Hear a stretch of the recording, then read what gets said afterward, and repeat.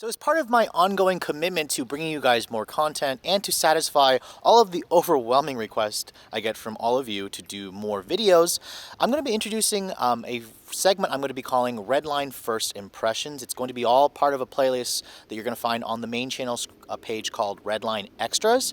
And this is going to be the first video to introduce this segment. What I'm going to be calling it is obviously Redline First Impressions. This behind me is the 2016 Lexus RCF, and I'm going to go over the top five things that I like and that I dislike about the car on an initial impression. If you guys want to see my full Redline review, I will still be doing that, but just know that these videos will kind of just be extras, shorter clips, just to get more to the point on what I think about these cars when I first get them to test. So to start it all off, I'm going to start it on my top 5 dislikes, and number 5 has got to be the front end of this car. Now, it's definitely a very polarizing design. You either love it or you hate it. Personally, I don't love the design of the front. I think it's completely overdone. I think it's really busy.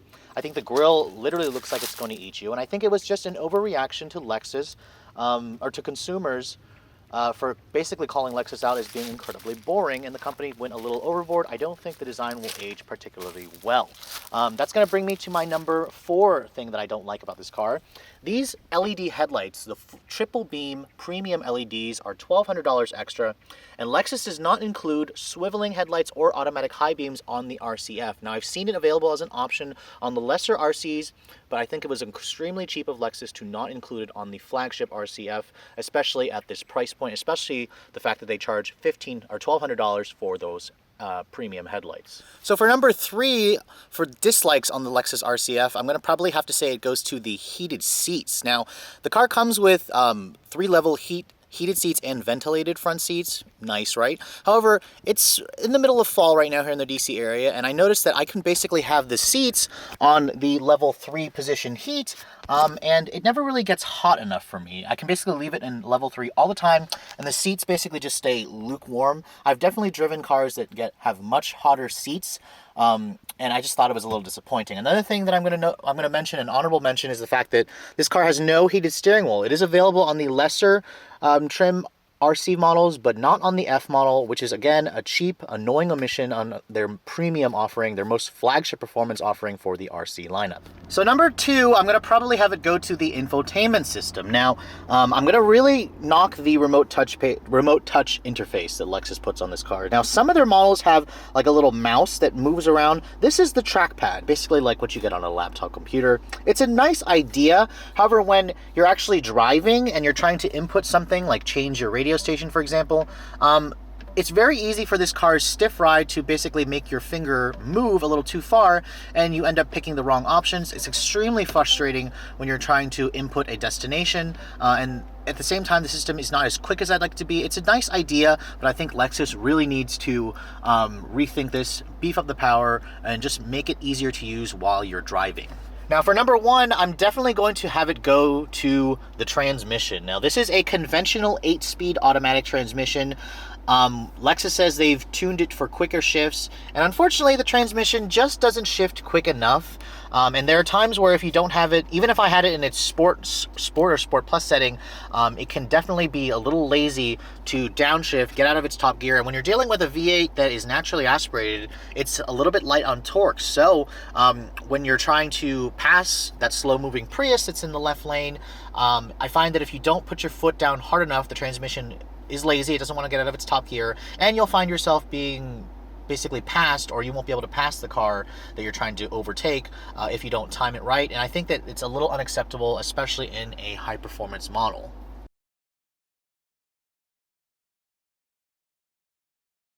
So on a little bit more of a positive note, let's talk about the 5 things that I like about the RCF. Now, my number 5 pick is definitely going to go to the color. I mean, just look at that color.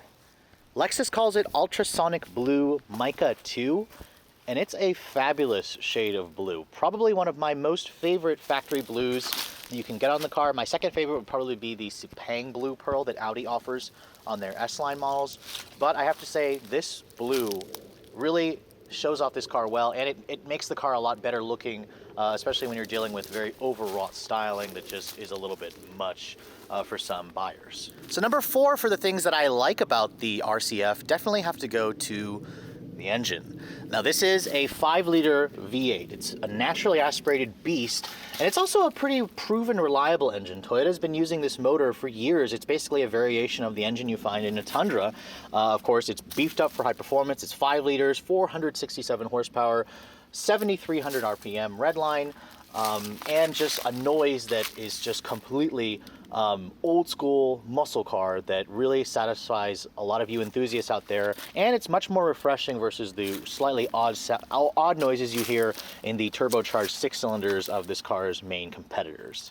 So number 3 definitely will go to the seats that come on the RCF. I mean, look at them.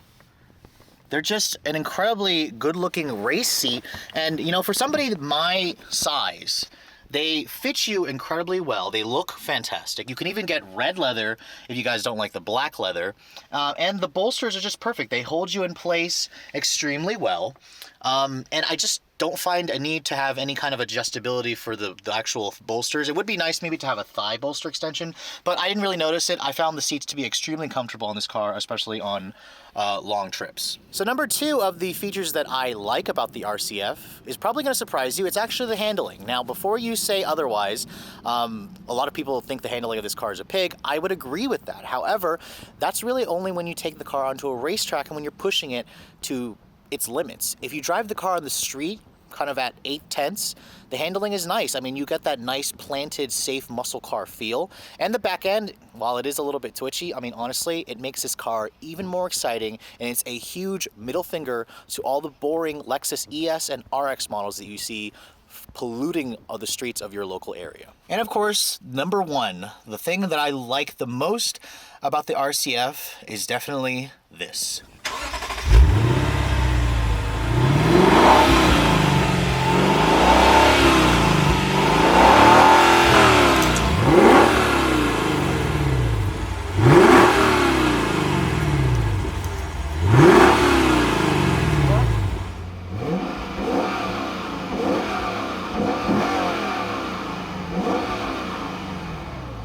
That 5-liter V8 is just a monster. I love the deep bellow tone that it gives you. It revs out incredibly smoothly. It redlines at 7,300 RPM. I mean, this noise just surprised me the moment I started up the car.